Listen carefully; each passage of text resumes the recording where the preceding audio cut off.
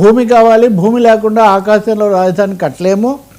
హైదరాబాద్లో నేను డెవలప్ చేశానంటే హైదరాబాద్లో నిజాం నవాబు ఆ పరిపాలన వల్ల చాలా భారీగా భూములు అందుబాటులో ఉండటం, అలాగే ఎనిమీ ప్రాపర్టీ అంటారు కదా, పాకిస్తాన్కు వెళ్ళిపోయిన వాళ్ళు వదిలిపెట్టిన భూములు, వీటన్నిటితో చాలా జరిగింది. ఆ భూములు ఇస్తే కంపెనీలు వచ్చి అభివృద్ధి చేశాయి. ఇక్కడ భూమి లేదు, పైగా ఉన్న భూమి చాలా ఖరీదైన చాలా సారవంతమైన భూమి. కాబట్టి ఈ భూమి మీరందరూ త్యాగం చేసినందువల్ల వచ్చింది. ఇది తప్పకుండా చాలా ఏ విషయంలో రాజీ పడకుండా ప్రపంచ స్థాయి రాజధానిగా చేస్తాము. చేసినప్పుడు ఇంకా అంతకంటే తర్వాత ఇది ఇక ఫ్యూచర్ అమరావతి ఇదే. అమరావతి ఇది ఫ్యూచర్ సిటీ. హైదరాబాద్లో కూడా మనం ఫ్యూచర్ సిటీ గురించి వింటున్నాం కదా.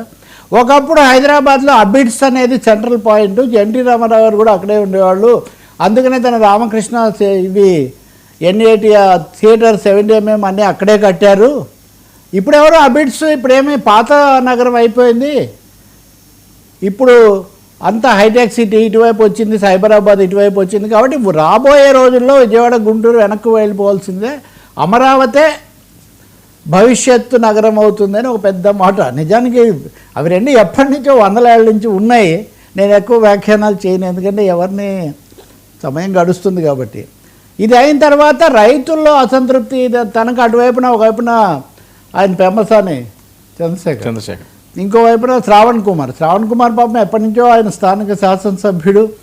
ఆయనకు అంత ప్రాధాన్యత ఇవ్వరు వాస్తవంగా నిర్ణయం దీంట్లో. తర్వాత నారాయణ మంత్రి ఎలాగూ ఉండనే ఉన్నారు. సో ఈ ముగ్గురు మీకు అందుబాటులో ఉంటారు. మీ సమస్యలు ఏమైనా ఉంటే వీళ్ళకి చెప్పండి. నేను చాలా పనులు ఉంటాయని దీని మీదే పెట్టలేను కాబట్టి వీళ్ళకి చెప్పండి. తర్వాత అక్కడ పరిష్కారం కాకపోతే నేను మాట్లాడతానని. అంటే ఒకటి వర్మ, ఇది మొదటి దశ ఇప్పుడు జరుగుతుంది, లేకపోతే ఈ దశలో ఈ నిర్మాణాలు పూర్తి అవుతాయి,